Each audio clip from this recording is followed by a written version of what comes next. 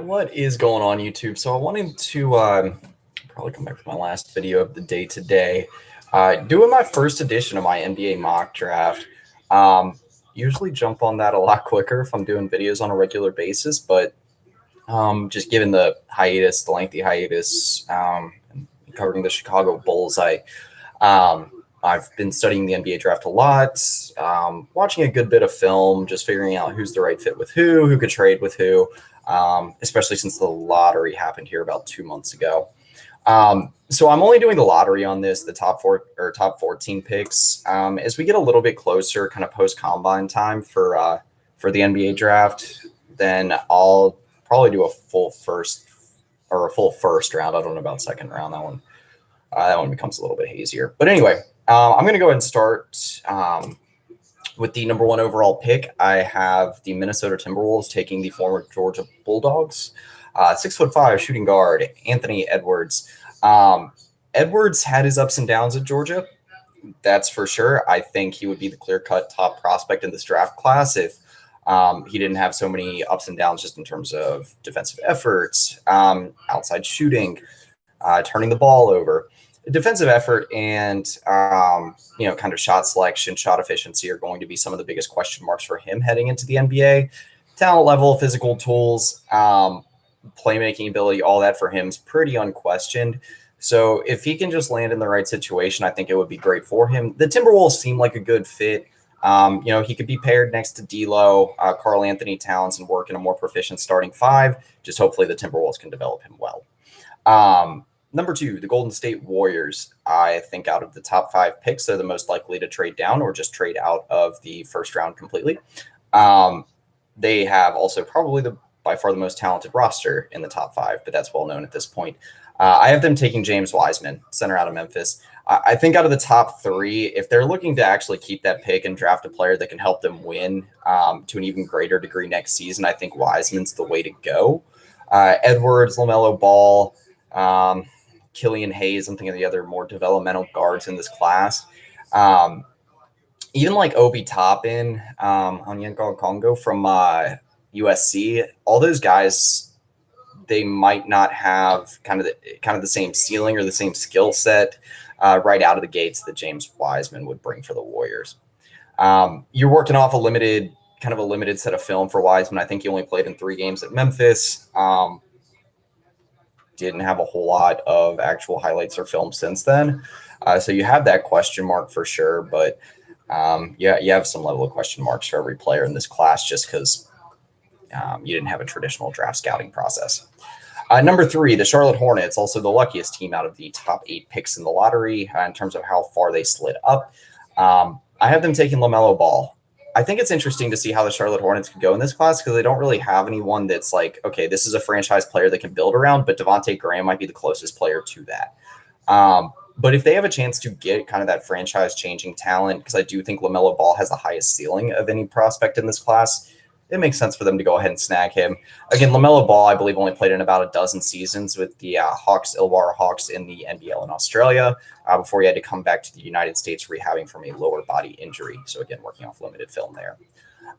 The 4th pick, the Chicago Bulls. Again, a lot of ways they could go with this one because there's no – I mean, you have like Zach LaVine, Kobe White, Larry Markin, and Wendell Carter. You have a few guys you might be able to build around, but again, no clear answer there yet. If there's one thing for sure, they have a huge positional need on the wing. And so that's why I have them taking Denny Avdia, small forward, forward kind of combo wing out of Maccabi Tel Aviv. One of the younger players in this class. There were some comps to Luka Doncic out of the gates, but I don't think that's too accurate. Similar frame going into the draft, and they both are international prospects that have high ceilings, but I think Luka's kind of on a different level. The commonality is that both of them are playmakers. You do have that label for each. Avdia is an improving shooter. I think he's got the length and the kind of off-ball awareness to be a good perimeter or kind of like mid-range defender at the 3 or the 4. He would have to put on a little bit of size, though. A lot just depends on how immediate the Bulls want to fill that wing need. If Otto Porter is healthy heading into next season, then you can give Avdia a little bit of time to develop, kind of take that second unit wing spot. Then you kind of have the insurance policy of Chandler Hutchinson behind him. So I think it's a good situation and would be a good pick for the Bulls.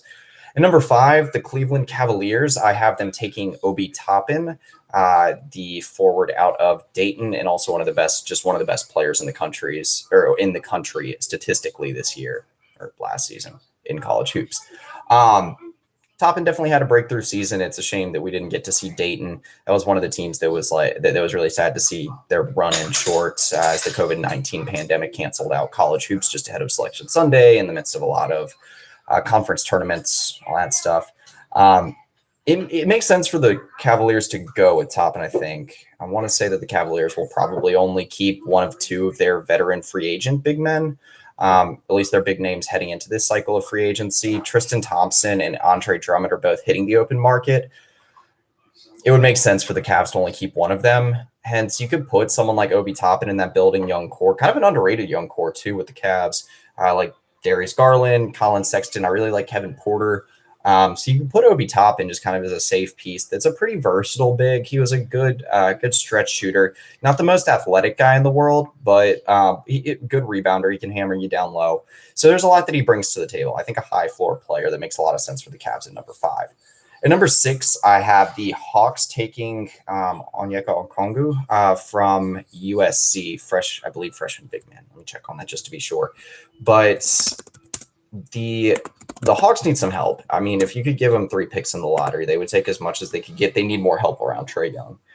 John Collins is a solid big man, and I think if you add another one into that mix, that would be really good for the Hawks. There's no set like wing shooter that they could have or really good support player, the 2 or the 3 for Trae Young.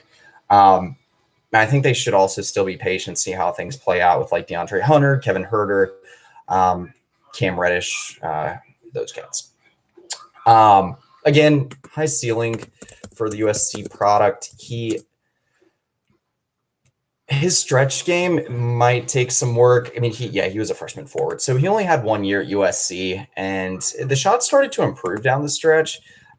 He shot about 62% from the field, and they got him only 4 3-point attempts, so that's hard to say, but that's one of those shooting strokes where maybe you take on like a Miles Turner or Brooke Lopez and say, okay, well, the shooting fundamentals are there. Let's see if we can stretch out his game a little bit. But nonetheless, it would help the Hawks get better on the defensive end of the floor, get better on the glass. They need to be a better rebounding team. And like I said, just have a better support system around Trae Young. So I think that pick makes sense at number 6. At number 7, the Detroit Pistons, seeing if they can take an overseas point guard to start building around. Derrick Rose is by no means a long-term answer for them. I have them taking Killian Hayes, the lengthy point guard out of France. Hayes has a lot to be excited about, but you got to make sure that it's not like going to turn into a Dante Exum or Emmanuel Mudiay sort of pick. It all depends on, I think, the support system he's developed in, which kind of concerns me for the Detroit Pistons, but I like the fact that he might get the support system of Derrick Rose for at least a year if the Pistons keep him. And I think he's too good and too gifted of a point guard to fall out of the top 10. The Pistons need someone in the backcourt that they can build around too. At number 8, I have the New York Knicks selecting Tyrese Halliburton, point guard out of Iowa State. Again, one of them, I think Tyrese Halliburton is one of the point guards in this draft class that you know a little bit more about. He's a solid defender, good facilitator, good in transition. He's an improving shooter.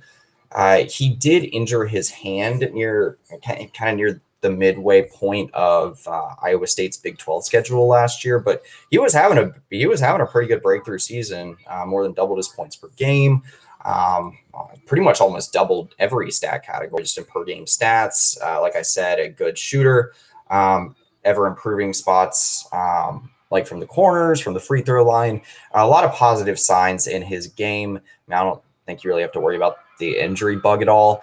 It gives the Knicks a more steady point guard that they can build around. If they want to keep someone like Elfrid Payton, Frank Ntilikina, I think you started to figure out where their roles are. And Dennis Smith, I don't think is going to be around with the Knicks for a whole lot longer. So it'd be good for them to get a point guard that you could place in the starting 5, maybe build around along with like RJ Barrett, Mitchell Robinson, and start actually forming a young core at Madison Square Garden. At number 9, I have the Wizards selecting Isaac Okoro, freshman small forward out of Auburn. I really like Okoro. I think really the only downside to his game right now is his outside shooting. He was not a very good 3-point shooter at Auburn. Physical tools are there. Two-way ability is there as a wing. Rebounding, scoring inside the 2-point arc.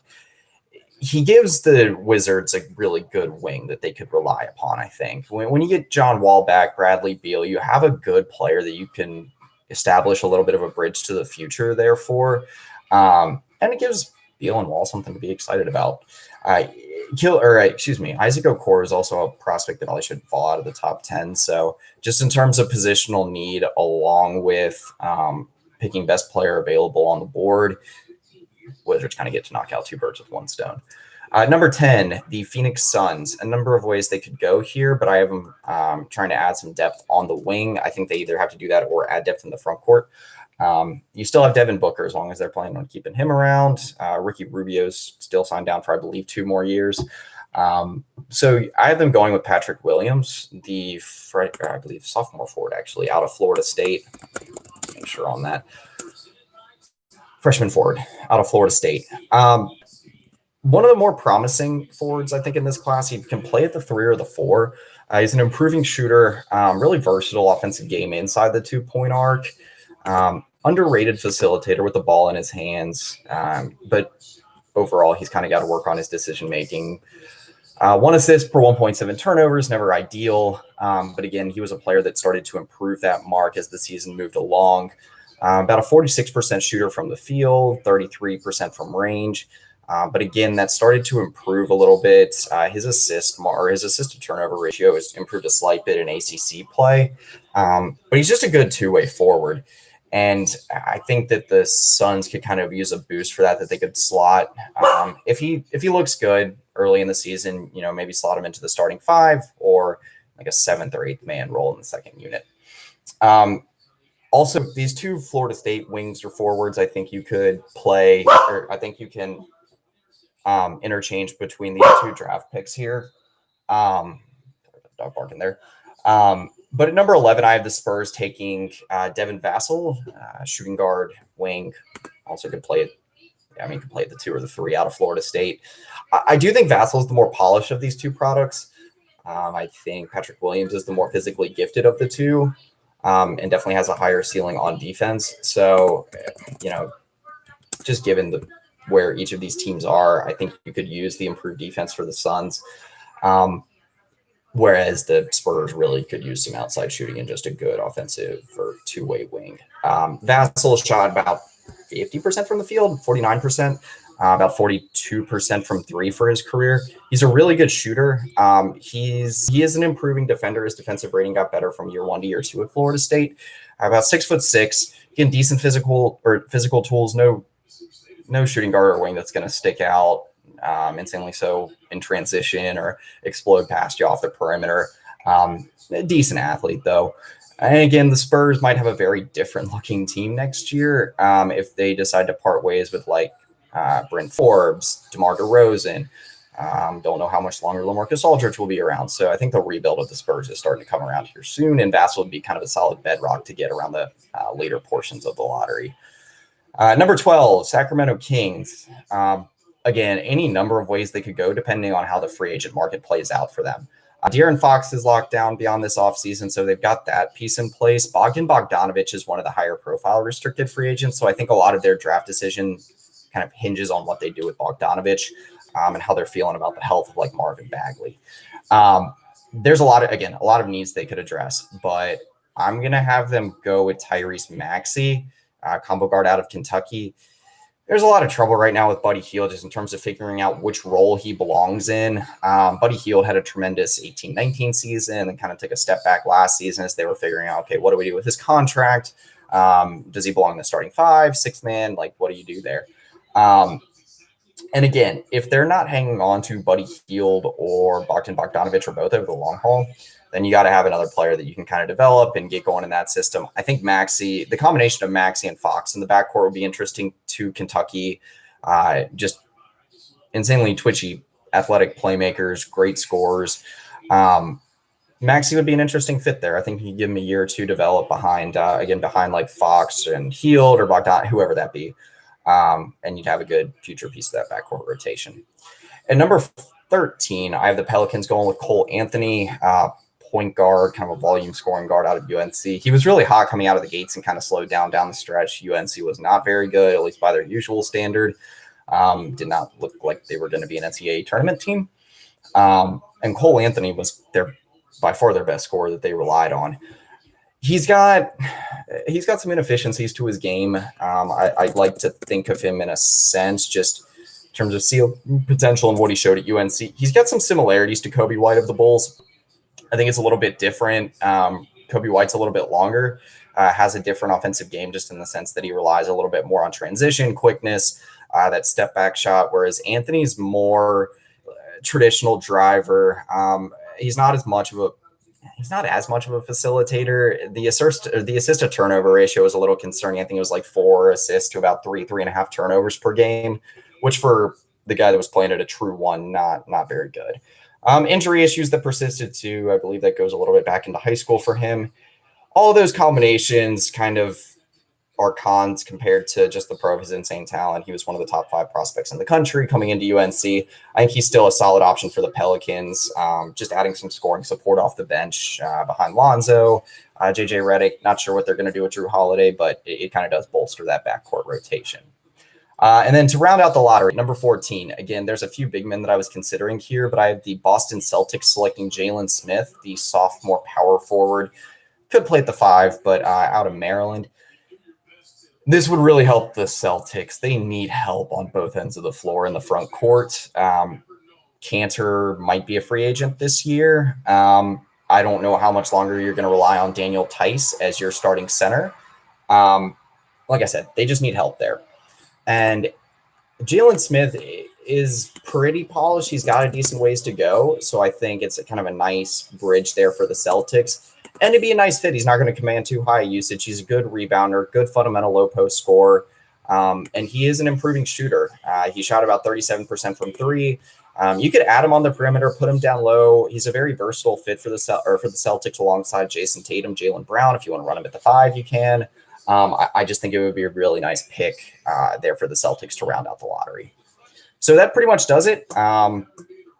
I guess I'll just recap kind of the top 5 here. Had Anthony Edwards going 1 to the T-Wolves, James Wiseman going 2 to the Warriors, LaMelo Ball going 3 to the Hornets, Denny Avdia going number 4 to the Bulls, and then Obi Toppin going number 5 to the Cavaliers.